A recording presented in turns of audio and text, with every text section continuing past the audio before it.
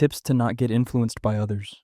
I wasted 3 years chasing goals that weren't even mine, changing my opinions based on whoever I talked to last, doubting my decisions every time someone questioned them, switching paths because someone made theirs sound better. I wasn't living my life. I was living a Frankenstein version of everyone else's advice stitched together. And the worst part? I knew I was doing it. I just didn't know how to stop. Every conversation left me more confused.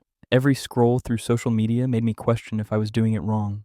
I had no backbone, no clarity, just a constant feeling that I should be doing something else. So I had to learn how to stay solid, how to filter advice without blocking it, how to respect other people's opinions without letting them hijack my identity. And when I finally figured it out, everything changed.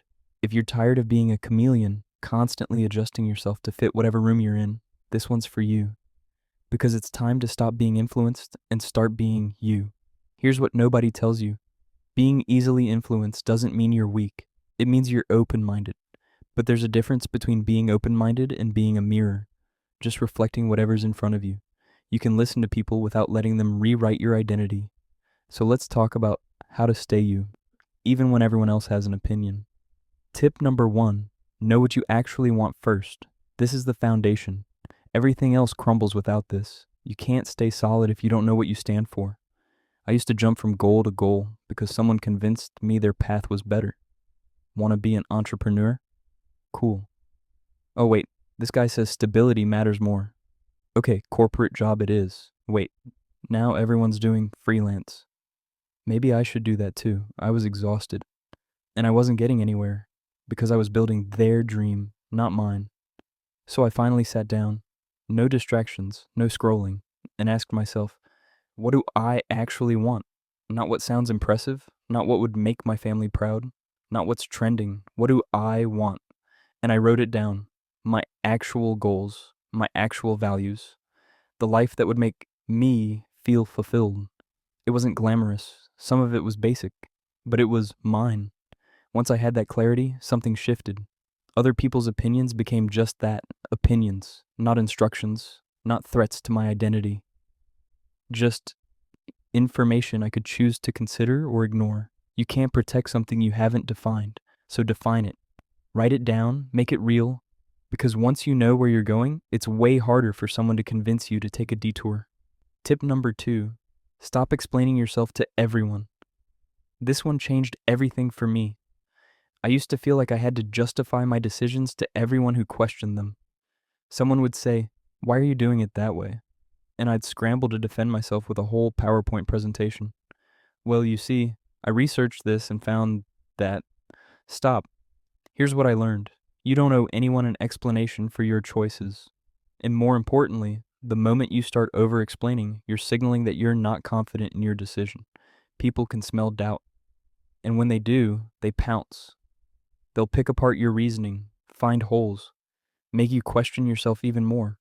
So now when someone challenges me, I just say, it works for me. That's it. No essay, no defense, no invitation to debate. If they push further, I add, I appreciate your perspective, but I'm good with my choice. End of conversation. Not rude, not closed off, just clear. Because the truth is, most people who question your decisions aren't trying to help you. They're projecting their own fears, insecurities, or preferences onto you. You don't need their approval, and you definitely don't need to convince them. Your life, your call. End of story. Tip number 3, separate advice from identity. People love giving advice, and some of it is actually good. But here's the trap. Just because advice is good doesn't mean it's good for you. I had a friend who kept telling me I needed to wake up at 5 a.m. to be successful. He sent me articles, podcasts, success stories of people who won the morning. And he wasn't wrong. It genuinely worked for him. He'd wake up early, hit the gym, plan his day, and crush it. So I tried it. For 3 weeks straight, I forced myself out of bed at 5 a.m. I was miserable, exhausted. My productivity actually dropped because I was too tired to think clearly. Why? Because I'm not a morning person. I never have been. I do my best work between 9 p.m. and midnight. That's when my brain lights up. That's when I'm in the zone. But I almost abandoned that because someone else's routine sounded more disciplined. Here's the lesson. Good advice for someone else can be terrible advice for you. Their life, their brain, their schedule, their energy, it's all different from yours.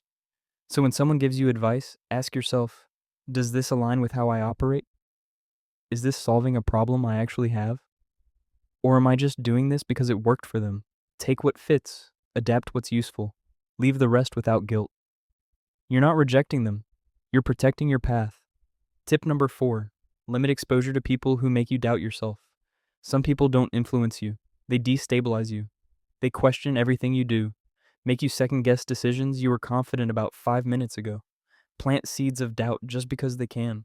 I had people in my life like this. Every time I shared something I was excited about, they'd find the flaw, the risk, the reason it might not work. Are you sure that's a good idea? I don't know, that sounds risky. What if it doesn't work out? And the crazy part, they weren't even trying to be mean. They genuinely thought they were helping. But after every conversation with them, I'd leave feeling confused about things I was crystal clear on before. I'd go from I know what I'm doing to maybe I'm making a huge mistake in 20 minutes. That's not advice. That's poison. So I made a decision. I started limiting my time with them. Not because they're bad people, but because my energy and clarity matter more than keeping everyone around me comfortable. I stopped sharing my plans with people who only saw problems. I stopped asking for opinions from people who always found something wrong. And suddenly, I felt lighter, more confident, more me. You don't have to cut people off completely, but you do have to protect your mental space. Some people earn the right to your thoughts, others don't. Choose wisely. Tip number 5, build a filter, not a wall. Now here's the thing. This doesn't mean ignore everyone and never take advice. That's just arrogance. And it's a fast track to making dumb decisions alone in an echo chamber. The goal isn't to block people out, it's to filter what comes in. I used to swing between two extremes. Either I'd take everyone's advice and end up paralyzed by conflicting opinions, or I'd reject everything and convince myself I didn't need anyone's input. Both were wrong. So I created a simple rule. I only take advice seriously from two types of people. Type 1, people who've done what I'm trying to do. If I want to grow a YouTube channel, I listen to people who've actually done it, not someone who thinks they know or read an article once.